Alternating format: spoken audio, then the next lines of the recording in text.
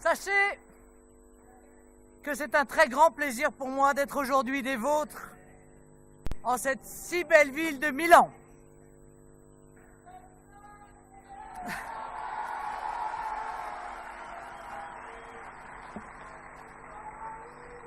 Nous avons coutume de dire que nous sommes tous des héritiers de Rome. Mais nous sommes aussi des héritiers de Milan.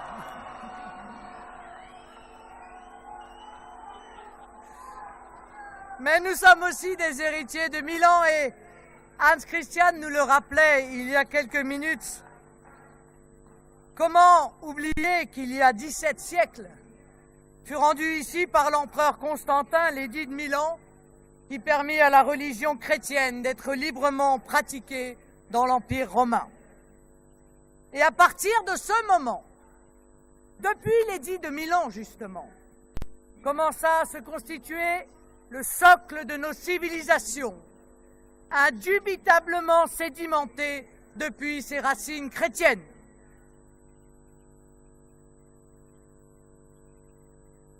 Si j'ai souhaité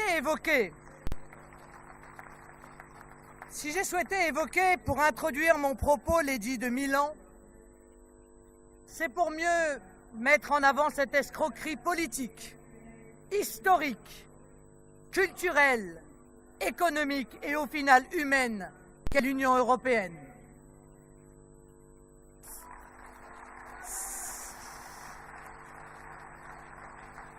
Cette Union européenne dont le Premier ministre français nous a annoncé la figure déconfite lors du forum de Davos qu'elle risquait de se trouver sur la voie de la dislocation. Car il est vrai que l'Union européenne, année après année, mois après mois, et l'histoire s'accélère, continue d'être démasquée. Mais, au contraire de Manuel Valls, je ne m'alarme pas de cette situation. J'y vois plutôt des signes encourageants et prometteurs pour nos peuples, à commencer par la France et l'Italie. Plusieurs exemples récents nous prouvent en effet que l'Union européenne se disloque de toutes parts et que cette dislocation prépare des lendemains plus heureux pour nos nations et pour nos peuples. La crise grecque de l'euro d'abord, qui a de manière spectaculaire tenu en haleine l'Europe entière l'été dernier, a d'abord prouvé que la monnaie unique se faisait contre la démocratie et contre l'intérêt économique de la plupart des nations qui composent la zone euro.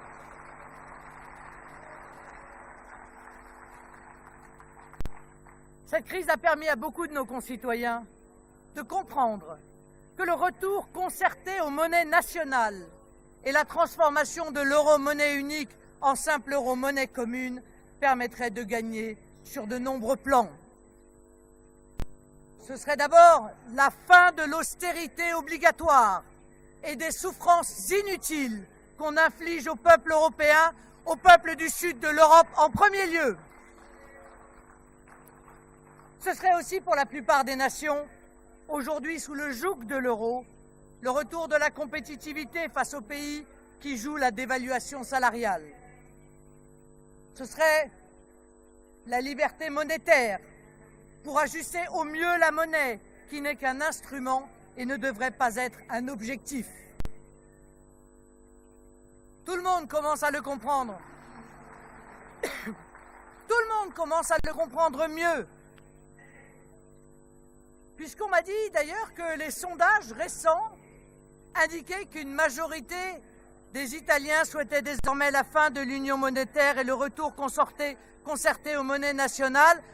C'est grâce à vous! Bravo!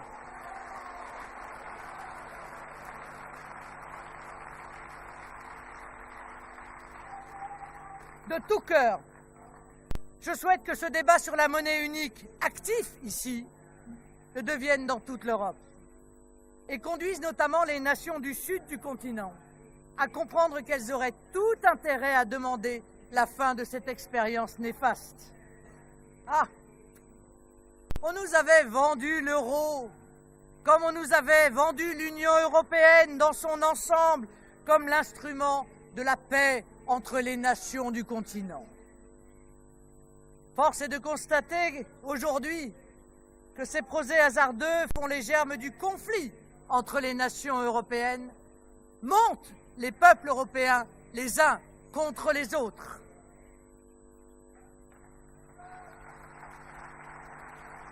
L'Europe de la paix, mes chers amis, c'est l'Europe qui respecte les différences entre les nations et qui commence par ne pas imposer à chaque nation de fonctionner au même rythme, qui n'impose pas à chaque peuple la même monnaie par dogmatisme, quitte à exciter les rancœurs et les détestations.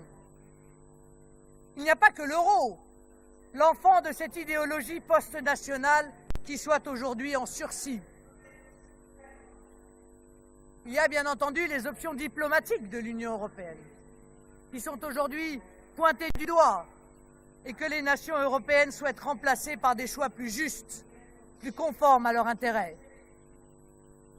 Les sanctions contre la Russie, le suivisme des États-Unis s'agissant de l'Ukraine ou du Proche et du Moyen-Orient, la déstabilisation de la Libye, puis de la Syrie, la veulerie du soutien au Qatar ou à l'Arabie saoudite sont des orientations mises en cause dans nombre de pays européens, notamment parce qu'elles ont permis à Daesh de croître et au terrorisme de gagner en puissance et de s'exporter chez nous.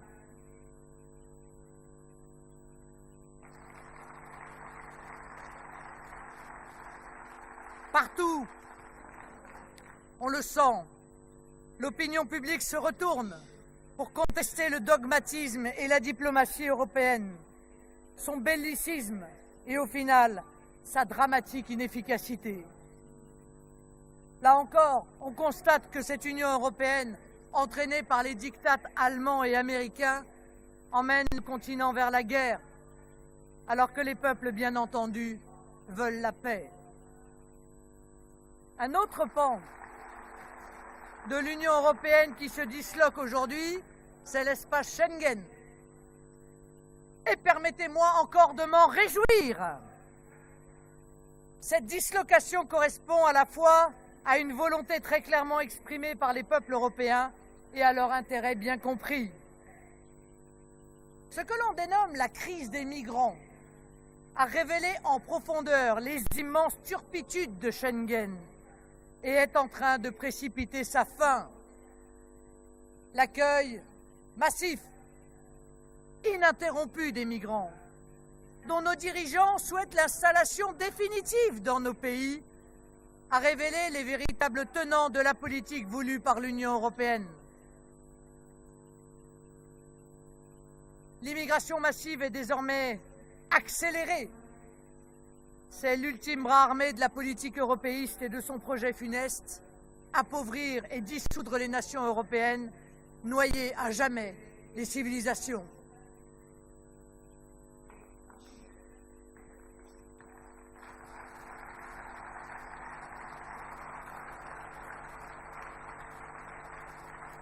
Si c'est nécessaire, donnons un exemple supplémentaire, récent.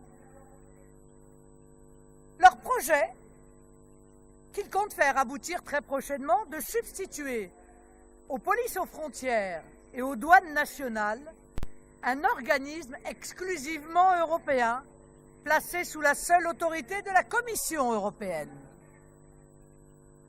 Ainsi, pour ces derniers, même l'application pratique des calamiteux accords de Schengen par des fonctionnaires de police et des douaniers nationaux demeure insatisfaisante. Leur projet est de confier le contrôle des frontières de l'Union européenne avec les pays tiers à un corps de fonctionnaires exclusivement européens. C'est ce que je n'hésite pas à qualifier pour ma part de mercenariat douanier européen.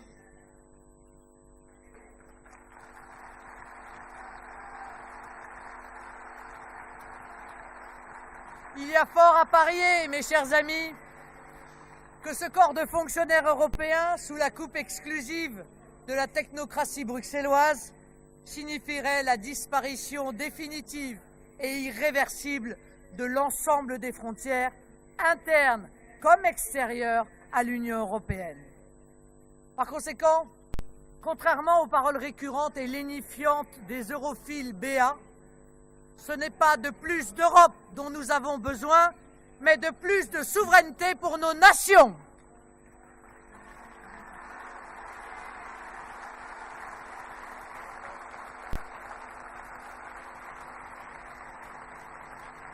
Et c'est ce que veulent les peuples. Et c'est en dépit des annonces qui sont faites, ce qui adviendra très certainement en ce domaine. Les pays les plus lucides, ayant déjà rétabli leurs frontières, malgré les menaces de la Commission. Cette souveraineté est la seule garantie de l'accomplissement optimal des fonctions régaliennes attribuées à l'État et à la société.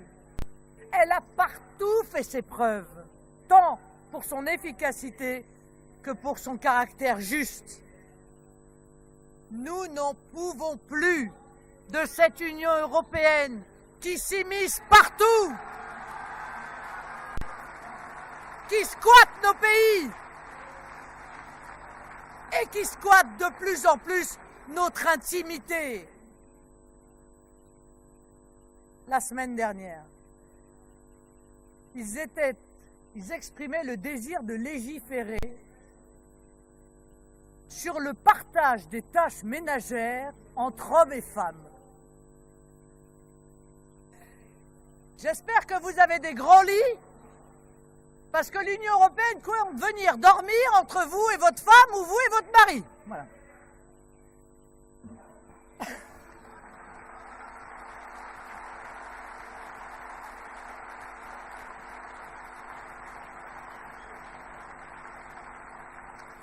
Dans tous les domaines, l'indispensable et positif retour de la souveraineté, de ces souverainetés que nous voulons tous ensemble retrouver, n'est nullement exclusive de solidarité renforcée entre les nations.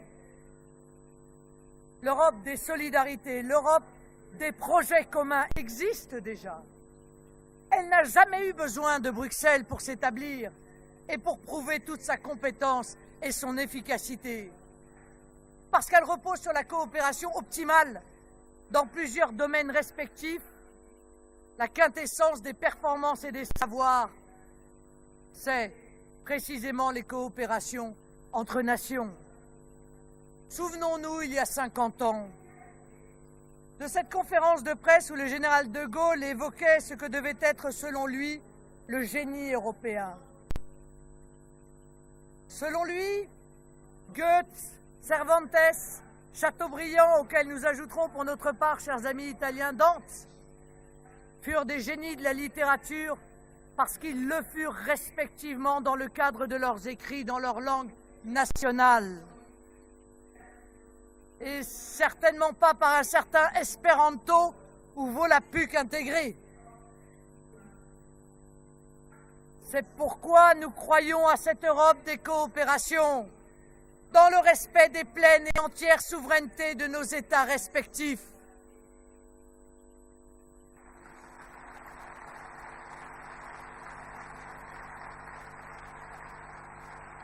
Cette Europe, elle a déjà réussi avec le Concorde, avec Airbus, avec Ariane. Elle pourrait également réussir dans le domaine des politiques économiques, dans le domaine diplomatique et bien entendu, s'agissant aussi de la lutte contre la submersion migratoire. Les partis patriotes européens progressent désormais dans toute l'Europe. Ici, la Ligue du Nord est désormais perçue comme le principal opposant au gouvernement Renzi.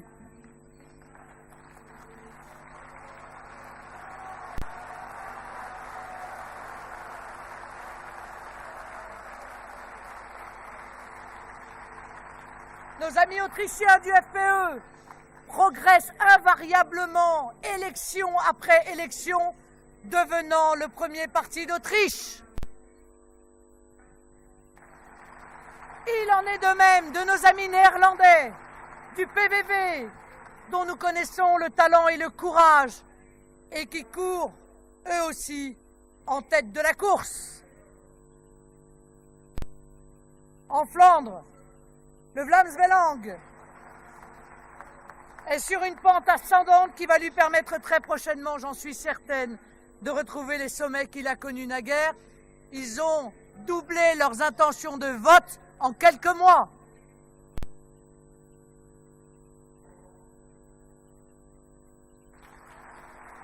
En Grande-Bretagne, Janice mène un combat bientôt capital lorsque sera posée la question du Brexit. Nos collègues polonais qui nous ont rejoints afin de constituer notre groupe savent compter sur notre soutien face aux attaques inouïes de Bruxelles qui se permet une fois de plus d'agresser l'expression démocratique d'un peuple. En République tchèque, notre ami Okamura réunit les forces patriotiques et rencontre la confiance grandissante de ses compatriotes.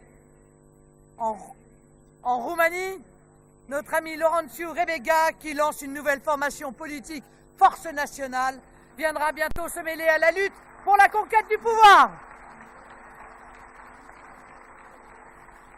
En France, enfin, le Front National est devenu le premier parti politique dans les urnes.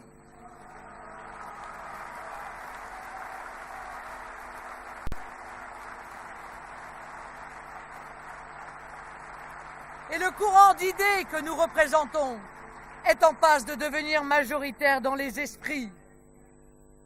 Nous sommes du côté du peuple, de notre peuple, mais aussi de l'ensemble des peuples européens. Nous souhaitons l'avènement d'une Europe des nations et des libertés, scrupuleusement respectueuse de la souveraineté des États, mais aussi soucieuse de bâtir un avenir commun, un avenir de respect, un avenir d'amitié entre nos peuples. Notre combat avance.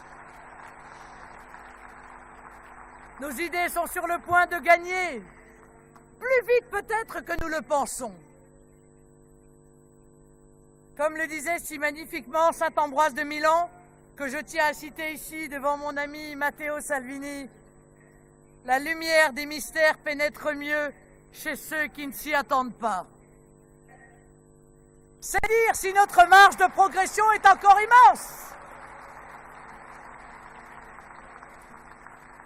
Soyons prêts, ensemble, dès à présent, à perpétuer nos belles nations européennes. Vive les peuples fiers d'Europe! Vive les nations libres d'Europe!